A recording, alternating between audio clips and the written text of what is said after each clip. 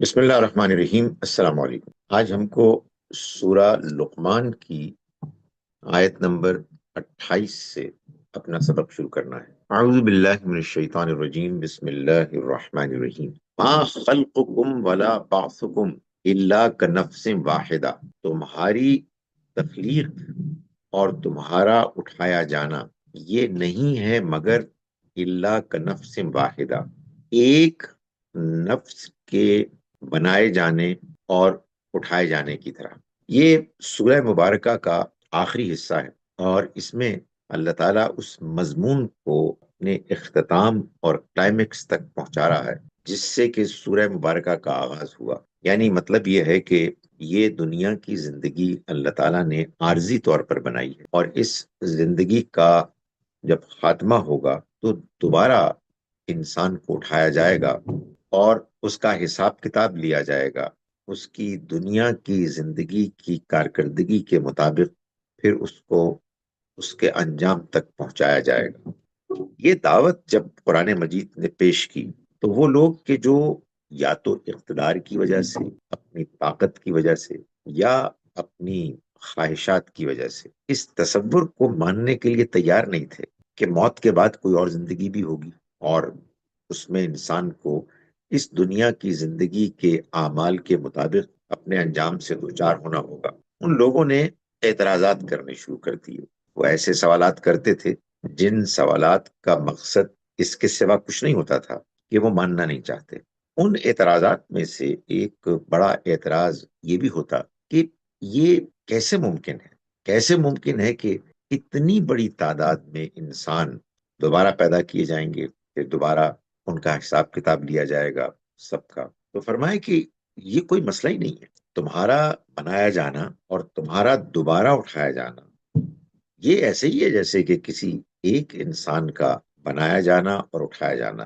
انسان جو دنیا میں بن کے آئے ہیں، پیدا ہوئے ہیں، وہ تو تمہارے سامنے ہی ہے۔ جیسے ایک انسان ہے ویسے ہی سارے انسان ہیں۔ تو جب ایک مرتبہ اللہ نے پیدا کر لیا تو آخر دوبارہ پیدا کرنے میں اسے کیا زحمت مشکل ہوگی؟ وہ چاہے ایک انسان ہو چاہے سارے انسان، وہ اللہ کے نزدیک تو برابر ہے۔ اس نے تو بس ایک حکم دینا ہے کن، اور اس کے حکم کی تعمیل ہونی ہے یکون، اس پر عمل ہو جائے گا، وہ ہونے لگے گا۔ فرمائے ان اللہ سمیع بصیر، اور اللہ سننے والا ہے، دیکھنے والا ہے۔ یعنی وہ سنتا اور دیکھتا ہے، اسی وجہ سے دنیا میں تمہاری ضرورتوں کو وہ پورا کر رہا ہے۔ وہ سنتا ہے اور دیکھتا ہے، اسی وجہ سے وہ آخرت میں لوگوں کا حساب کتاب کرے گا، اس میں اسے کوئی زحمت، کوئی مشکل پیش نہیں آئے گی۔ الم تری ان اللہ یولج اللیل فی النہار یولج النہار فی اللیل، کیا تم نے نہیں دیکھا کہ اللہ داخل کرتا ہے رات کو دن میں اور داخل کرتا ہے دن کو رات میں؟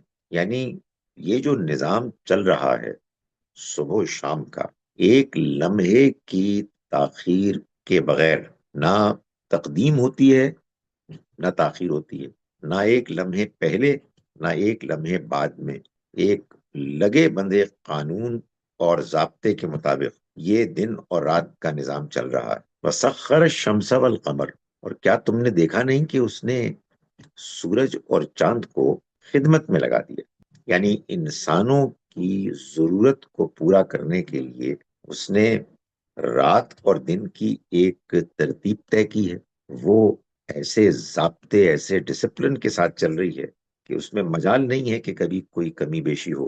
اسی طرح سے اس نے سورج کو اور چاند کو انسانوں کی ضرورت کے لیے ایسے ڈیزائن کیا ہے، ایسے ضابطوں میں باندھ دیا ہے کہ وہ اسی کے مطابق چل رہے ہیں۔ تم اس پر غور نہیں کرتے، تم نے یہ دیکھا نہیں کہ یہ سب کیسے ہو رہا ہے، کون کر رہا ہے؟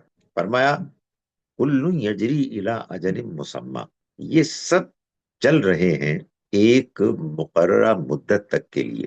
یعنی ان کا یہ نظام جو تمہارے سامنے تمہاری ضرورت اور خدمت کو پورا کرنے کے لیے رواں دواں ہے، یہ بات بالکل واضح ہے کہ یہ ہمیشہ کے لیے نہیں ہے، بلکہ یہ ایک مقرر مدت تک کے لیے ایسا اللہ کے ہاں طے ہے۔ وَأَنَّ اللَّهَ بِمَا تَعْمَلُونَ خَبِيرٌ، اور کیا تم نے غور نہیں کیا کہ اللہ جو کچھ تم عمل کرتے ہو اس سے باخبر ہے. یعنی جس اللہ نے تمہاری سونے کی، تمہارے جاگنے کی، تمہارے کام کاج کرنے کی ضرورتوں کا لحاظ رکھ کے یہ غیر معمولی نظام بنایا ہے.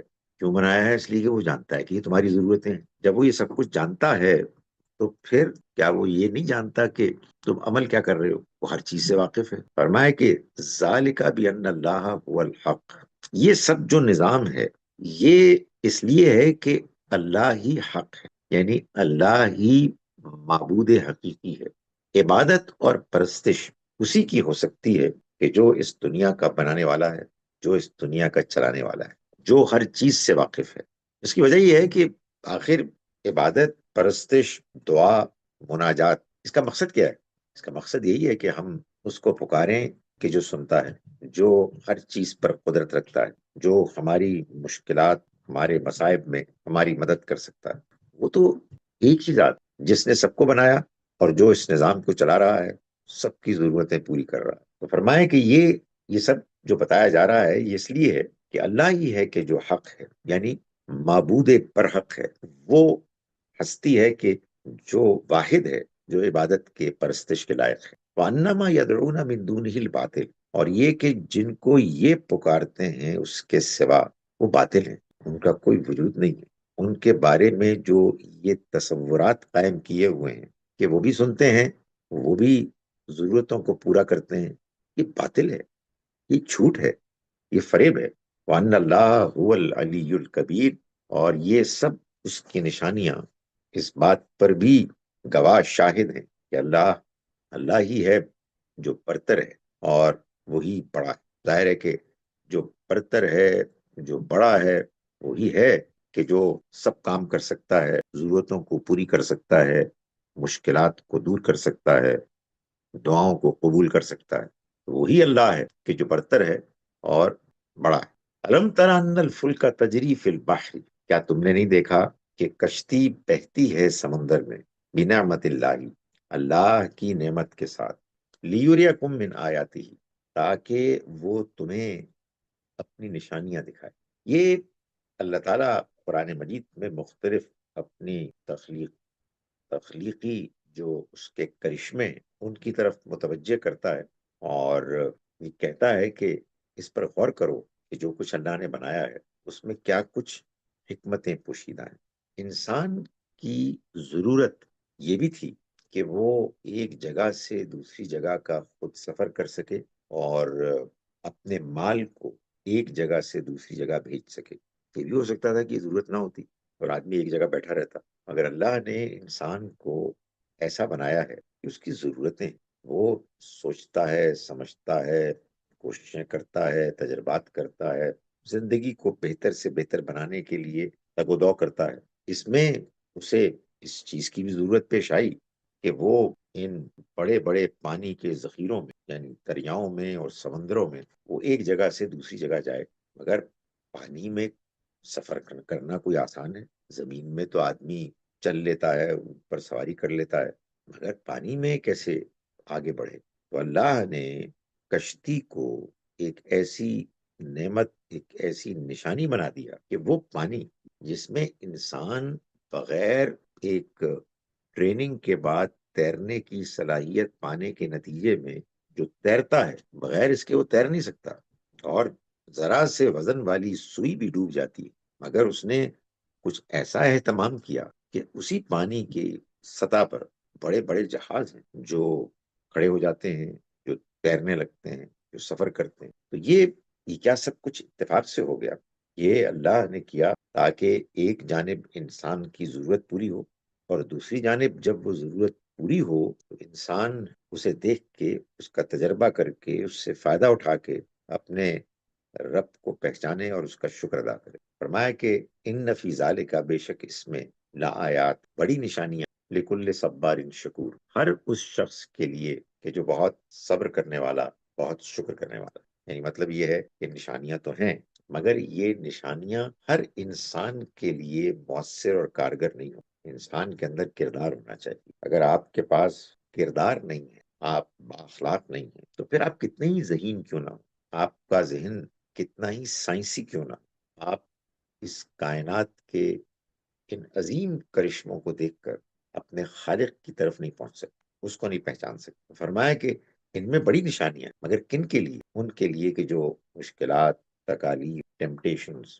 کے مقابلے میں کھڑے رہنے والے، ثابت قدم، صبر کرنے والے، اور جو نعمتیں ان کو ملتی ہیں، جس سے بھی ملتی ہیں، اس پر وہ شکر کرنے والے۔ یہ صبر اور شکر دونوں مل کر انسان کے اعلیٰ کردار کے اہم ترین پہلو ہیں، اہم ترین مظاہر۔ تو فرمایا کہ ان کے لیے نشانیاں۔ وَإِذَا غَشِيَهُمْ مَوْجٌ، اور جب ان کو کوئی موج، غشیہ، ڈھانک لیتی ہے، کالظلل، سائبانوں کی طرح، بادلوں کی طرح، دعوا اللہ، تو وہ پکارتے ہیں اللہ کو، مخلصین لہ الدین، اس کے لیے دین کو خالص کر کے، اطاعت کو خالص کر کے۔ یعنی اسی سمندر میں جب وہ اس جہاز میں سفر کر رہے ہوتے ہیں تو خاص اللہ کی مہربانی اور عنایت سے اس قابل بنتا ہے کہ وہ پانی کے اوپر تیر سکے، مگر وہ غافل اپنے دنیا کی ترقی، کامیابی اور آگے کے منصوبوں میں غرق، اس کے نشے میں سرشار چاہ رہے ہوتے ہیں کہ اچانک طوفان آتا ہے اور کشتی، وہ جہاز، وہ ڈاواں ڈول ہونے لگتا ہے، تو پکارنے لگتے ہیں اس اللہ کو کہ جس کو چھوڑ کر وہ دوسرے معبودوں کو پوچھتے تھے، اسی کو پکارتے ہیں، خاص اس کی توحید کو مانتے ہوئے، اطاعت کو اس کے لیے خالص کرتے ہوئے۔ یہ کیوں ہوتا ہے؟ یہ قرآن نے بتایا ہے، اس لیے ہوتا ہے کہ انسان کے اندر پیدائشی طور پر توحید کی معرفت رکھ دی گئی۔ ہم انسان اس دنیا میں آنے سے پہلے اللہ کے حضور میں یہ اعتراف کر چکے ہیں کہ وہ واحد ہمارا رب۔ الست بربکم، کیا میں تمہارا رب نہیں ہوں؟ قالوا بلا، تو انہوں نے، یعنی انسانوں نے، سب نے کہا کیوں نہیں۔ تو وہ جو انسان کے اندر کی فطرت ہے، جو اس واقع، اس ملاقات کے نتیجے میں انسان کی بن گئی، وہ خاص اس خطرے کے موقع پر کہ جس میں انسان کو اپنی جان کے لالے پڑے ہوتے ہیں، وہ اسی ایک رب کو پکارتا ہے۔ فلما نجاہم الی البر، پھر جب وہ ان کو نجات دیتا ہے خشکی میں، فمنہم مقتصد، تو ان میں سے کچھ تو وہ بھی ہیں کہ جو سیدھی راہ پر رہتے ہیں، یعنی وہ انصاف ہی پر عمل کرتے ہیں، انصاف ہی کے مطابق زندگی گزارتے ہیں اور سیدھے راستے پر رہتے ہیں۔ لیکن زیادہ لوگ وہ ہیں کہ جو راستے سے ہٹ جاتے ہیں، اگرچہ کہ الفاظ میں یہ بات بیان نہیں ہوئی، لیکن یہ بات آگے کی جو بات ہے اس کے ہوتے ہوئے یہ بالکل امپلائیڈ ہے، محذوف ہے۔ فرمایا وما یجحدوا بآیاتنا، اور ہماری آیات کا انکار نہیں کرتے، الا کل ختار کفور، مگر وہ لوگ کہ جو نہایت بدعہد ہیں اور کفور، ناشکر ہیں۔ یعنی وہاں بیان کیا گیا تھا کہ اللہ کی ان قدرت کی کرشموں میں، فینومینا آف دا نیچر میں بڑی نشانیاں ہیں ان کے لیے کہ جو بہت صبر کرنے والے، بہت شکر کرنے والے۔ یہاں یہ بتایا کہ یہ جو ہماری نشانیاں ہیں، ان کا انکار وہ لوگ کرتے ہیں کہ جو ختار کفور ہیں، یعنی بدعہدی کرتے ہیں اور ناشکری کرتے ہیں۔ تو ناشکری تو شکر گزاری کا الٹ ہو گیا، بدعہدی معلوم ہوتا ہے کہ صبر کا الٹ ہو گیا۔ اس لیے کہ آپ عہد کی پابندی تو تبھی کر سکتے ہیں کہ جب آپ اس کے لیے تیار ہوں کہ کچھ بھی ہو جائے، آپ کو وہی کرنا ہے کہ جو آپ کے عہد کا، وعدے کا تقاضا ہے۔ یہ عہد وہ بھی ہو سکتا ہے کہ جو آپ نے باقاعدہ بول کے، لکھ کے کیا ہو، اور وہ بھی ہو سکتا ہے کہ جو واضح ہو، جو امپلائیڈ ہو۔ تو اللہ کے ساتھ جیسا کہ میں نے گزارش کی کہ ہم وہ عہد تو کر آئے ہیں کہ جو اگرچہ کہ کہیں لکھا ہوا دکھایا تو نہیں جا سکتا، مگر بہرحال وہ امپلائیڈ ہے۔ تو وہ لوگ کہ جو عہد توڑتے ہیں، ناشکری کرتے ہیں، وہ ان آیات کو نہیں مان سکتے اور وہ اللہ کی آیات کا انکار کرتے ہیں۔ اس بات کو اللہ نے واضح کیا۔ آخر میں اللہ تعالیٰ نے فرمایا کہ یا ایھا الناس، اے لوگو، اتقوا ربکم، ڈرو تم اپنے رب سے، واخشوا یومن، اور خیال کرو، اندیشہ کرو اس دن کا، لا یجزی والد عن ولدہ، جس دن کوئی باپ اپنے اولاد کے کام نہیں آ سکے گا، ولا مولود لہ، اور نہ ہی اس کی اولاد، اس کے بیٹے بیٹیاں، ہوا جازن، کام آ سکیں گے، ام والدہ، اپنے والد کے شیء کچھ بھی۔ یہی ظاہرے کے رشتے ہیں جو قریب ترین کے رشتے ہیں۔ باپ جب خاص طور پر ابھی توانا جوان ہوتا ہے تو اپنی اولاد کی دیکھ بھال کے لیے سب کچھ کرنے کے لیے تیار ہوتا ہے۔ اولاد جب جوان ہو جاتی ہے، ماں باپ بوڑھے ہو جاتے ہیں، تو پھر اولاد ہے کہ جو اپنے والدین کی دیکھ بھال کے لیے اپنی ذمہ داری سنبھالتے ہیں۔ تو اللہ تعالیٰ نے فرمایا کہ یہ دونوں ہی ایک دوسرے کے کام نہیں آ سکیں گے، اتنے قریبی رشتے بھی اس دن بالکل بے بس ہوں گے۔ اگر کسی کو عذاب ہونے والی ہوگی تو دوسرا، خواہ دنیا میں اس کے کتنے ہی قریب کیوں نہ تھا، وہ اس کو بچا نہیں سکے گا۔ فرمایا کہ اس دن سے ڈرو، یعنی اس کے انجام سے ڈرو۔ ان وعد اللہ حق، یہ جان لو کہ اللہ کا وعدہ سچا ہے، یعنی یہ محض ڈرانے کے لیے نہیں ہے۔ ایسا نہیں ہے کہ لوگوں کو اچھا کرنے کے لیے، اخلاقی طور پر بہتر کرنے کے لیے ایک ڈراوا ہے جس سے کہ لوگوں کو خبردار کیا جا رہا ہے، نہیں، یہ اللہ کا وعدہ ہے، اور یہ اللہ کا وعدہ سچا وعدہ ہے۔ ان وعد اللہ حق فلا تغرنکم الحیات الدنیا، تو دیکھو تمہیں دنیا کی زندگی ہرگز دھوکے میں ڈالنے سے کامیاب نہ ہو جائے، یعنی دھوکے میں ڈالنے کے معاملے میں اس کو کامیابی حاصل نہ ہو۔ دنیا کی زندگی کیسے دھوکے میں ڈالتی ہے؟ دنیا میں جب انسان کو کامیابی حاصل ہوتی ہے تو انسان کو دھوکا ہو جاتا ہے۔ یہ تو میرے ساتھ ہمیشہ رہے گی۔ آدمی کو طاقت حاصل ہوتی ہے، آدمی کو مقبولیت حاصل ہوتی ہے، ریکگنیشن ملتی ہے، دولت ملتی ہے، کاروبار پھیلتا ہے، تو عجیب قسم کی ایک غلط فہمی انسان کو ہونے لگتی ہے کہ یہ سب کچھ ہمیشہ کے لیے۔ یہ دنیا کی زندگی کا دھوکا ہے، اس میں جو چکا چوند ہے، جو رونق ہے، کامیابی کے نظارے ہیں، یہ انسان کو دھوکے میں ڈال دے۔ ولا یغرنکم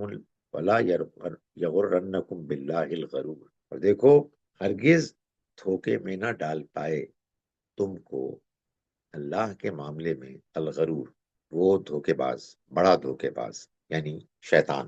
یہ شیطان دھوکے باز اور غرور، دھوکا، ہماری زبان میں غرور جو ہے وہ تکبر کے لیے، اور یہ بھی ایک صحیح بات ہے کہ تکبر اصل میں ایک دھوکا ہوتا ہے۔ انسان اپنے آپ کو بڑا سمجھتا ہے حالانکہ وہ بڑا نہیں ہوتا، تو یہ بھی ایک دھوکا ہوتا ہے۔ تو اللہ تعالیٰ نے فرمایا کہ دیکھو تمہیں دنیا کی زندگی دھوکے میں نہ ڈالے آخرت کے معاملے، کہ انسان آخرت کو بھول جائے، دنیا کی رونق، کامیابی کو دیکھ کر انسان اپنی موت اور موت کے بعد والی زندگی سے بے خبر ہو جائے، ایسا نہیں ہونا چاہیے۔ اور دوسرا، شیطان اللہ کے بارے میں تمہیں دھوکے میں نہ ڈالے۔ شیطان اللہ کے بارے میں انسانوں کو دھوکے میں ڈالتا ہے مختلف طریقوں سے۔ شرک سب سے بڑھ کر، کہ اللہ کے علاوہ اور معبود وہ لوگوں کو سجھا دیتا ہے۔ اب تو خیر صورتحال یہ بھی ہو گئی ہے کہ لوگ اللہ کو نہیں مانتے، کہاں ہے اللہ؟ اور یہ بات بھی ہے کہ اللہ کے بارے میں یہ شکوک و شبہات بھی پیدا کرتا ہے، کون دیکھتا ہے، کون جان سکتا ہے، کون دوبارہ اٹھا سکتا ہے، اس کی صفات کے بارے میں شکوک و شبہات پیدا کر دیتا۔ تو فرمایا کہ ایسا ہرگز نہ ہو، مطلب ہرگز نہ ہو سے یعنی چوکس رہو، اپنے آپ کو بچا کے رکھو، ایسا اہتمام کرو کہ تم اس دھوکے میں نہ ہو۔ یہ اہتمام انسان کو سب سے بڑھ کر تو قرآن مجید پڑھ کر ہی حاصل ہوتا ہے۔ قرآن مجید اللہ کا کلام ہے، محفوظ کلام ہے، اس کو جب انسان پڑھتا ہے تو زندگی کی اصل حقیقت، خدا کا اصل پلان انسان کے سامنے آتا ہے، بار بار آتا ہے۔ تو فرمائے کہ ایسا ہرگز نہ ہو۔ ان اللہ عنده علم الساعہ، اللہ اسی کے پاس ہے آخرت کا علم، یعنی آخرت کب ہوگی۔ یہ بات اس لیے بیان کی گئی ہے کہ جب کبھی بھی آخرت کا ذکر آتا ہے، جب قرآن پیش کیا جاتا تھا اور آخرت پر ایمفسائز کیا جاتا، دنیا میں آپ کے سامنے اگر کوئی حقیقت پیش کی جائے تو ایک تو طریقہ یہ ہے کہ آپ اس کو مان لیں، اور دوسرا طریقہ یہ ہے کہ آپ اس حقیقت کو حقیقت جاننے کے باوجود نہ مانیں اور اس کا انکار کریں۔ تو جب آپ انکار کریں گے تو کچھ کہیں گے نا، کچھ اعتراض کریں گے۔ تو یہی معاملہ آخرت کے انکار کرنے والوں کا ہوا جب انہوں نے قرآن مجید کی آخرت کی دعوت کو ٹھکرایا، نظر انداز کیا۔ ویسے تو خیر ایک تیسرا رویہ بھی ہو سکتا ہے، لیکن وہ رویہ اصل میں یا پہلا ہوتا ہے یا دوسرا ہوتا ہے، کہ آدمی خاموش ہو جائے اور آدمی سوچے۔ تو عام طور پر تو خیر اس کے نتیجے میں مثبت ہی نتیجہ سامنے آئے گا، کہ آدمی دھیرے دھیرے بات سمجھ جائے گا کہ یہ بات ٹھیک ہے۔ یہ بھی ہو سکتا ہے کہ انسان دوسری طرف چل پڑے۔ تو آخرت کے معاملے میں جب اس کی دعوت دی قرآن نے زوردار طریقے سے، تو لوگوں نے، منکروں نے اس پر یہ سوال اٹھایا کہ یہ بتائیں کہ یہ آخرت کب ہو؟ مطلب یہ ہے کہ اتنے زور شور سے آپ آخرت آخرت کر رہے ہیں، اور ہمیں ڈرا دھمکا رہے ہیں، اگر یہ کوئی اتنی ہی سچی حقیقت ہے تو پھر یہ بتائیے کہ یہ کب ہوگی، اس کا واقع ہونا کب ہوگا؟ اگر آپ یہ نہیں بتا سکتے، یعنی اس میں جو کہیے کہ ایک دلیل ایک جو موجود ہوتی ہے، پنہا ہوتی ہے، وہ یہ ہے کہ اگر آپ آخرت کے آنے کا وقت نہیں بتا سکے تو پھر اس کو کیسے مانا جائے کہ یہ حقیقت ہے؟ تو اللہ تعالیٰ نے اس کو کئی جگہ پر بیان کیا ہے، سورہ النازعات کے آخر میں بھی، یسألونک عن الساعۃ ایان مرساها، آپ سے آخرت کی گھڑی کے بارے میں پوچھتے ہیں کہ کب وہ آئے گی، کب اس کا جہاز آ کے لنگر انداز ہوگا۔ تو وہاں پھر اس کا جواب براہ راست دیا۔ یہاں اللہ تعالیٰ نے فرمایا اسی حقیقت کو ایک دوسرے انداز میں بیان کرتے ہوئے کہ اللہ اسی کے پاس آخرت کا علم، یعنی وہی جانتا ہے کہ آخرت کب ہوگی۔ وَيُنَزِّلُ الْغَيْثَ، اور وہ بارش برساتا ہے۔ یہ قرآن کا انداز ہے استدلال کا، دلیل دینے کا، کہ دیکھو بارش بھی تو وہی برساتا ہے نا، بارش کو تم مانتے ہو نا، جب وہ ہوتی ہے تو ایک حقیقت بن کے سامنے آ جاتی ہے، مگر کیا ایسا ہوتا ہے کہ تم کو یہ یقین ہوتا ہے کہ فلاں وقت یہ بارش ہوگی؟